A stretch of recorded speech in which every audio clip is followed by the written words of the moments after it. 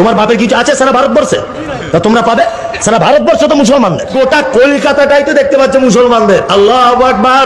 টিপু সুলতান মসজিদ মুসলমানদের জায়গাতে অবস্থিত। তারপর আমাদের মক্কা মদিনা হলো আরবে, বাবার আসলো উজবেকিস্তান থেকে। তাহলে এই ইমাম আগে কি মমতা বন্দ্যোপাধ্যায় মায়ের কোখ থেকে জন্ম হয়েছিল কি না? না বাবার থেকে চলে এসেছিল? মমতার একটা মমতাজুল নতুন চাটুকার্তা ইমাম জন্ম হয়েছে। এই মতন মমতাজুল মতন চাটুকার্তা ইমামরা মমতা বন্দ্যোপাধ্যায় চট্টিটা চেটে চেটে সাদা করে দিয়েছে।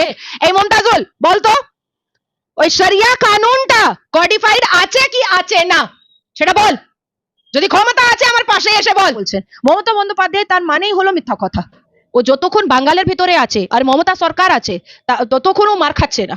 যা দিন মমতা সরকার থাকবে না, এই মতন জালি ইমামকে জেলের ভিতরে ঢুকানোর চেষ্টা আমরা করব।